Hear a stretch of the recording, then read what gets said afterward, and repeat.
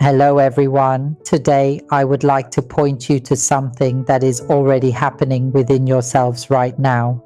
I am not asking you to believe anything nor to reject anything, but simply to look directly and observe what the mind is doing in this very moment. Throughout life, we give meaning and importance to many things, beliefs, memories, personal meanings, including the highest things each person holds within their own religion.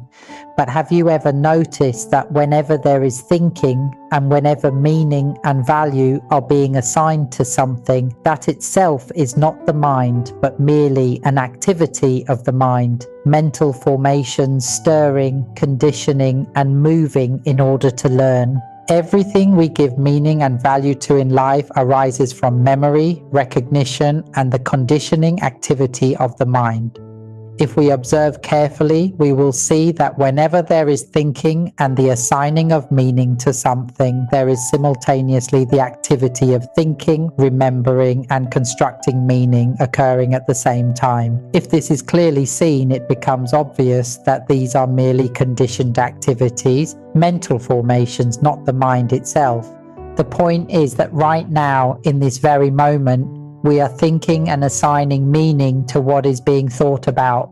Whatever that thing may be, the mind creates value and meaning around it, calling it sacred, important, or ultimate. But assigning meaning to things is simply the activity of thought. The important question is this: do we know that thinking is happening? Do we recognize that these are conditioned activities? We are the mind, not the activities of the mind. When we begin to see that thinking is happening and recognize that thought itself is merely mental formation, simply an activity of the mind, we usually become lost in it, cling to it, and sink into the very things we ourselves are thinking. This is the very cause of the endless cycle of suffering. The mind continues wandering because thinking is happening, yet there is no awareness that thinking is taking place. From this, countless assumptions, divisions, and conceptual worlds are created. Whatever the mind thinks about, it can assign meaning and value to it completely. But the important point is not the content of thought. It is the recognition that thinking is occurring. This is the heart of true understanding. When we know that thinking is happening and observe more deeply, we begin to see that thought has no real self, no true substance that can be grasped. It is only imagination, only another movement arising within the mind. Yet we become fascinated by these movements and lost in the very things the mind fabricates. We cling to what is being mentally constructed and mistake those appearances for reality. This is how we become trapped within the world of concepts and assumptions. We create mental constructs ourselves, then become lost inside what we ourselves have created until we believe those things truly exist. Even thoughts about the highest or most sacred things are still only thoughts. If it can be clearly seen that everything currently arising is simply thought, this understanding becomes deeply transformative and profoundly revealing. Even this body is something we ourselves assign meaning and value to. The arms and legs never declare themselves to be arms or legs, yet the mind creates these assumptions and labels them accordingly, calling this an arm, that a leg, this the left side, that the right, including all the fingers and parts of the body. All of this arises through thought. This world therefore becomes a world of conceptual fabrication, a world built upon assumptions and mental meaning. When this is clearly seen, we begin to recognize how deeply the mind has become lost within this world of concepts. We assign meaning and value to everything until eventually, when this truth is seen directly, much of what was previously held onto as knowledge begins to collapse. Everything we have mentally constructed, no matter what we call it, including this body itself, is simply something thought is assigning meaning and identity to. When this is understood, it becomes clear that conceptual thinking constructs everything. It creates forms, assigns meaning to forms, assigns meaning to mental phenomena, and builds the feeling that there is a body or even a self who is perceiving all of this. In reality, these are simply movements of thought operating in the present moment. Yet we live within these constructions, cling to them, and become immersed in them, even though they are not truly who we are. From this attachment, suffering naturally arises, despite the fact that all these things are merely activities of the mind, not the mind itself. As we begin to see that thoughts are merely conditioned activities of the mind, the important step from here is to turn back and directly know the mind itself, not merely the things the mind is thinking about, nor the meanings and values thought is constantly assigning to experience. As long as the mind does not truly know itself, it remains lost within its own activities and mistakes those activities for who we are. Knowledge is true understanding, while ignorance is not knowing. Therefore, the knowledge that leads to awakening is the direct knowing of the mind itself. It points us straight inward, towards seeing and understanding the mind directly. The reason this understanding is important is not to become attached to the word Dhamma or spiritual concepts, but to truly know the mind. Many people spend years practicing, yet still do not clearly understand what truth or liberation actually is. Therefore, there is no need to cling to words or systems. What matters is turning inward and directly understanding the mind itself. When the mind is understood, what needs to be understood naturally becomes clear. When we understand the nature of the mind, we begin to see that it creates mental phenomena and forms. It creates various activities, knowing, thinking, imagining, emotions, and memory. These are called mental formations, merely activities arising within the mind. Once these activities arise, further conditioning continues. Thinking appears, speech appears, meaning and identity are assigned. The mind creates the feeling that I am a human being, and then clings to this body as myself. In truth, we are merely living through the mental and physical appearances the mind has constructed, while mistakenly identifying them as who we are. The essential issue lies in this very attachment, the mind's mistaken belief that it is a human being. This itself is ignorance, fundamental not knowing. Once this belief is assumed to be true, the mind continues conditioning and constructing further experiences through mental and physical phenomena, using this body to create endless stories and identities. From this comes the feeling that truth must be searched for somewhere else, in special places, in forests, in mountains, or through particular practices, as though reality exists somewhere outside ourselves, even though truth has always been present within our own direct experience. When the mind becomes lost in mental and physical appearances, it uses those very appearances to search outwardly for truth, without realizing that what it is searching for is actually its own true nature. The mind does not recognize its own original nature, so it continues seeking what it imagines to be missing. Because of this, there is no need to become attached to spiritual terminology or endlessly search for truth in external places. What matters is turning back and directly knowing the mind itself. If the mind is still unknown, then no matter how long one studies or practices, the very thing being sought will remain misunderstood. It is like studying a subject for many years without ever truly understanding what that subject actually is. In such a case, it may indicate that the approach itself is missing the essential point. True understanding should be directly seen and realized, not endlessly pursued through methods that never reach the heart of what is being sought. When learning anything, genuine understanding should eventually become directly clear. If after a long time there is still no real understanding of what is being studied, it may simply suggest that the approach has not yet reached the essence of the matter. It is like learning to cook. If one never truly understands the result or the nature of the process itself, then it may be necessary to look more deeply and reconsider the approach being used. In the same way, many people spend years in spiritual practice, yet still feel uncertain about the true nature of what they are seeking. When someone points directly back toward understanding the mind itself, it can sometimes feel unfamiliar because the tendency of the mind is to continue searching outwardly through familiar ideas, systems, and practices. This attachment is part of ignorance. The mind assumes that what it seeks must exist somewhere outside itself, perhaps in special places, special methods, or particular forms of practice. Practices such as meditation, chanting, contemplation, or disciplined routines are not wrong in themselves. They may all have value, but the essential question remains: has genuine understanding arisen? Has there been a direct seeing into the true nature of mind, suffering, and attachment? Without this direct seeing, the search often continues outwardly without fully recognizing what has always been present.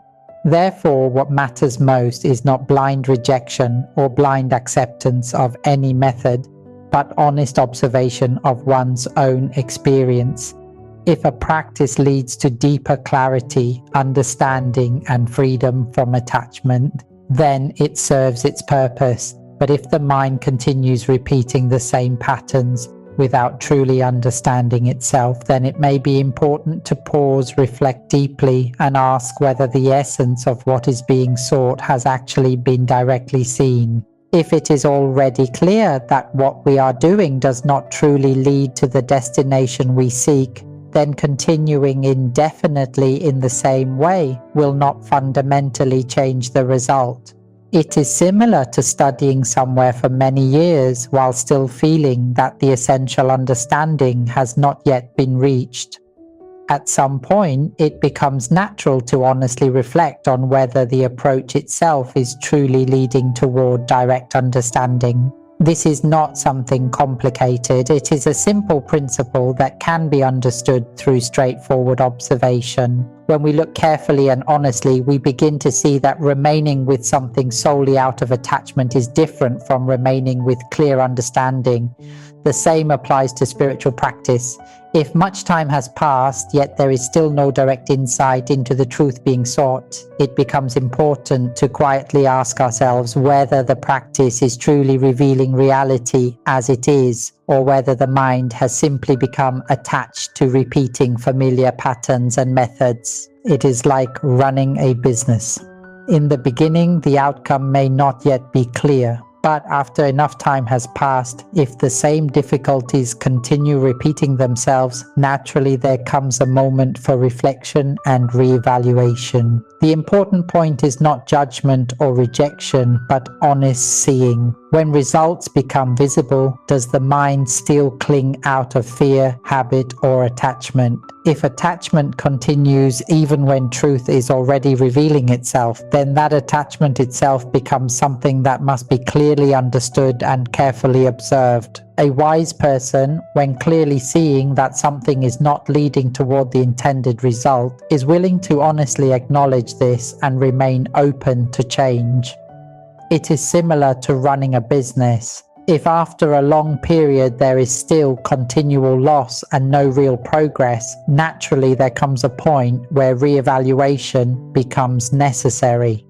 Continuing indefinitely, despite repeatedly seeing the same outcome, may not be due to lack of evidence, but rather because attachment and habitual conditioning continue to hold the mind in place, even when reality has already become visible. The same principle can be applied to spiritual practice. No matter how respected or widely accepted a particular approach may be, the essential point is not the belief surrounding it, but whether genuine understanding is actually deepening. Over time, is there clearer insight into the nature of mind, attachment, and suffering? Is there deeper freedom, clarity, and direct understanding? If many years pass and the same confusion remains unchanged, then it becomes important to honestly reflect on whether the approach is truly leading toward direct realization, because truth is not something impossibly distant or beyond understanding. Ignorance prevents the mind from fully seeing what is already present. Even when reality begins to reveal itself, the mind may continue clinging to old patterns out of familiarity and attachment. Therefore, what truly matters is learning from direct experience itself, carefully observing what our actions, practices, and attachments are actually producing. When this is clearly seen, understanding naturally deepens and the mind gradually begins to loosen its attachment to what no longer serves true awakening. When we honestly learn from our own experience and clearly see that a certain approach is not leading toward the destination we seek, that itself already becomes understanding. Once something is seen clearly, there is no need to continue clinging to it. It is similar to running a business. When it becomes obvious that the direction continually leads to loss, naturally there comes a willingness to stop, reconsider, and move towards something more meaningful and sustainable. In the same way, no matter how highly praised or respected a method may be, it can still be sincerely explored, practiced fully, and directly observed through one's own experience. If, after giving genuine effort and sufficient time, there is still no deeper understanding, no direct realization, and no true inner transformation, then it becomes important to honestly reflect on whether that approach is truly leading toward reality as it is. Truth continuously reveals itself through direct experience. If the aim is genuine freedom from suffering, then there must also be the courage to look directly at the results that are actually unfolding. When something repeatedly leads back into confusion, attachment, or the same repetitive patterns, yet the mind still refuses to let go, this reveals how deeply attachment itself can operate, even when reality has already become visible. The essential point is simple. Once truth begins to reveal itself, does the mind continue clinging, or is there the willingness to truly see? If attachment remains even while knowing something is not leading toward genuine understanding, then that attachment itself must be carefully observed. None of this is overly complicated. It is something that can be directly seen, tested, and understood through immediate experience. Reality is not far away. It is already revealing itself within the very things we are doing, clinging to, and becoming lost within right now. If we look honestly and directly, even a child can understand that when something repeatedly fails to produce the intended result, continuing to force it indefinitely no longer makes sense. No matter how much attachment or emotional investment there may be, if something is clearly unable to continue or fulfill its purpose, eventually it must be let go. This is a very simple and natural principle. The same applies to spiritual practice. There is no need to blindly reject or blindly follow any particular path. Everyone is free to explore and choose their own approach. But the important point is this: after sincerely practicing for some period of time, has genuine understanding actually arisen? If understanding, clarity, and inner transformation are not developing, then it becomes important to honestly reflect on whether the same approach should simply continue unquestioned. This is why sincere investigation matters. One may fully commit to a method, practice wholeheartedly, and directly observe the results through real experience. If deeper understanding and transformation begin to emerge, then naturally the practice has value. But if nothing fundamentally changes, then there should also be the openness and humility to reconsider. Truth is not something vague or endlessly postponed into the future. It should gradually become visible through direct experience itself. All of this is actually very simple. It is learning through honest observation of results rather than through attachment to belief, identity, or old conditioning. As long as the mind continues clinging to the familiar despite already seeing the outcome clearly, it remains difficult for the mind to fully open and directly perceive reality as it truly is. When we study or practice something, There should gradually be direct understanding and visible insight. If nothing is truly becoming clearer, yet the mind continues remaining trapped in the same patterns, then perhaps reality is not yet being fully observed as it is. What is true should eventually become visible and verifiable through direct experience, not something endlessly postponed into an indefinite future. What needs to be clearly seen is the nature of mental and physical phenomena, that they are not a self, but simply appearances being perceived, interpreted, and conditioned. When this is directly recognized, understanding begins to arise naturally. This body itself is only something temporarily inhabited and experienced by the mind. When the body eventually dissolves, the mind continues searching because it still does not fully understand its own true nature. Not recognizing its own purity, it continues moving through attachment and identification. If one body does not lead to this understanding, attachment simply continues through new forms and new experiences. This reveals that the body is not truly who we are, but merely something temporarily used and identified with for a period of time. The body gains meaning only because thought continuously assigns meaning to it. Thought labels things as arms, legs, a body, a person, yet the body itself never declares any of these identities. There is only thought and language assigning names, meanings, and ownership.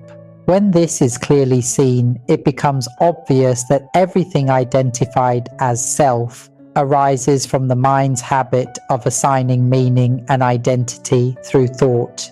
As this truth becomes clearer, attachment gradually begins to loosen on its own. To point toward non-self is to point directly toward reality itself, seeing things exactly as they are. Everything presently appearing is not me, not mine, and contains no permanent self within it. Right now, what is occurring is thinking, assigning meaning, creating labels, and calling things my body, myself, or mine. All of this arises through mental activity, assigning meaning to physical appearances, using sound, language, and thought to construct identity and interpretation. Yet the things themselves never declare ownership. There is only thought continuously assigning meaning and identity to what is being perceived. The mind uses these conditioned activities in order to experience, perceive, and learn. It creates mental and physical appearances, and these appearances continuously change. The mind itself does not remain attached to any single body permanently. The body is only something temporarily inhabited and experienced. When attachment to one form ends, the mind identifies with another and continues the same process again. This is the nature of a mind still operating through conditioning and conceptual construction, continually attempting to understand itself through the experiences it creates and inhabits. The important point is to clearly see that right now the mind is merely using these things, sounds, thoughts, language, memories, and perceptions temporarily. None of them are truly who we are. None of them belong to us. They are simply tools and appearances temporarily arising within experience. When this becomes directly clear, the meaning of non-self also becomes clear. All things are not self, not ours, and contain no permanent identity within them. The mind is a pure knowing essence, yet it operates through various movements and activities such as thought, images, emotions, memory, and perception. These activities simply arise and pass away. They are only movements occurring within the mind itself, with no permanent self contained within them. What must be clearly seen is this: that which is knowing knows by itself. That which is thinking thinks by itself. Emotions arise by themselves and fade by themselves. Memories arise and disappear on their own. Everything is simply a process of arising and dissolving. None of it is me, none of it is mine, and nowhere within these movements can a permanent self truly be found. When this is directly seen, it becomes clear that thinking, knowing, emotions, and all mental activities are merely conditioned appearances arising naturally on their own. As this understanding deepens, the mind gradually loosens its attachment to these activities. This is what it means to see non-self, to see that all phenomena are not a self. Such understanding is true awakening to the nature of mind. It is not knowledge based on belief, imitation, or blindly following systems, but knowledge born from direct seeing and immediate understanding. If a certain practice has continued for many years, yet there is still no direct understanding of truth or clear seeing into the nature of what is actually arising, then it becomes important to honestly reflect on whether that approach is truly leading toward genuine understanding. Repetition without understanding cannot lead to awakening, and when truth begins to reveal itself clearly, yet the mind continues forcing itself to remain trapped within the same old patterns without deeper understanding arising, this itself becomes another form of attachment to what no longer leads toward true realization. Many people spend years, even decades, remaining trapped in things that never truly come to completion, even while sensing deep inside that those paths are not leading where they hoped. Yet the mind continues holding on because it does not know where else to turn or what to do next. It is similar to continuing a failing business simply because the familiar feels safer than stepping into the unknown. Even when the results are already visible, attachment can still keep the mind repeating the same patterns. This is not something complicated. It is a very ordinary tendency of the human mind. Much of the world conditions people to remain within fixed ideas, systems, and identities. People are taught to hold tightly to what is familiar, and as a result, even when something no longer leads to genuine understanding, the mind may still feel afraid to let go. Spiritual practice itself is not the problem. Any practice may have value. But if many years pass without deeper clarity, direct understanding, or inner transformation, then it becomes important to honestly reflect on whether attachment to the method itself has quietly replaced the original search for truth.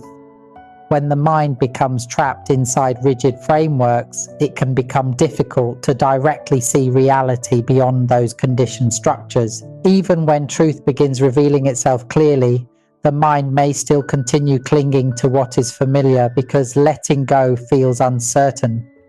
This is why so many remain stuck in repetitive patterns despite already sensing that something deeper is missing. As long as the mind fears releasing old attachments and refuses to look directly at reality itself, it continues circling within the same conditioned movements. Yet what is being searched for has never truly been somewhere else. It has always been present within direct experience itself.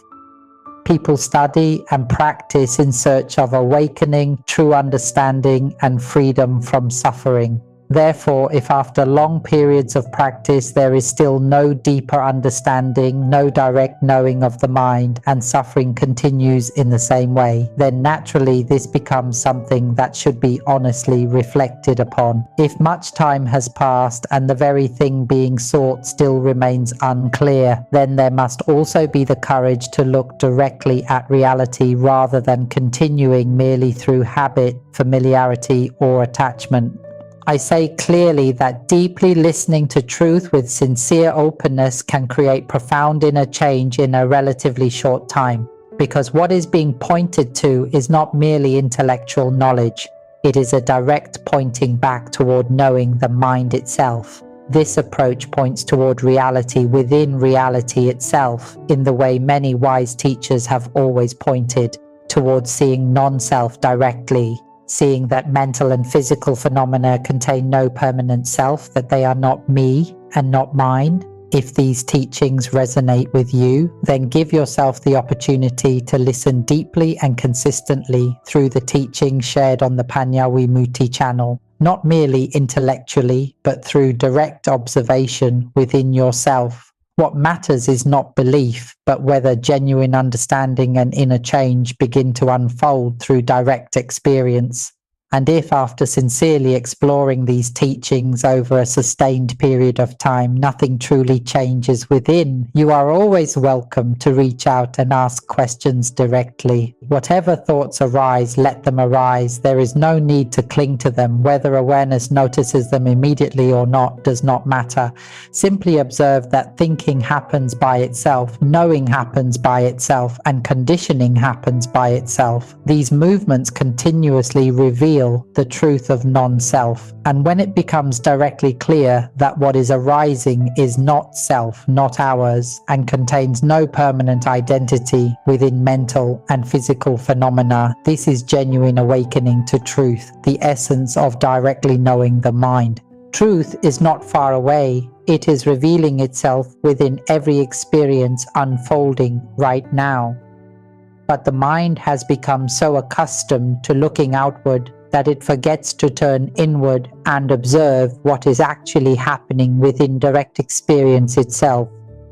When the mind finally turns back and looks directly, it begins to see that every arising phenomenon is already revealing the truth of non-self all the time. If these teachings on awakening, mind observation, and transcending suffering through wisdom resonate with you, you're welcome to share your reflections in the comments. And if you wish to continue exploring these teachings, you may support the Panyawi Muti channel by liking, sharing, or subscribing. Thank you for listening. Sadhu, sadhu, sadhu.